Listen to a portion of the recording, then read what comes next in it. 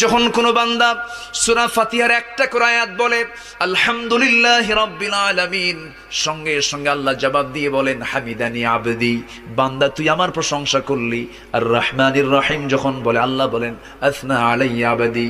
মালিক ইয়াউমিদ্দিন যখন বলে আল্লাহ বলেন মাজ্জাদানি আবদি। এরপরে যখন বলে ইয়াকা না'বুদু ওয়া ইয়াকা নাস্তাঈন পর্যন্ত যখন বলে আল্লাহ বলেন বান্দারে তুই আমার কাছে কি চাস, প্রাণ খুলে চারে বান্দা। ইহদিনাস সিরাতাল মুস্তাকিম থেকে শুরু করে নিয়া ওয়ালাদ-দাল্লিন পর্যন্ত যখন বান্দা বলে তখন আল্লাহ বলেন বান্দা নামাজের মধ্যে এমন প্রেমের খেলা খেললি বান্দা, তুই যা চাইলি সব আমি আল্লাহ কবুল করলাম। ওই বান্দা যখন রুকুতে যায় আল্লাহ তখন অস্থির হন।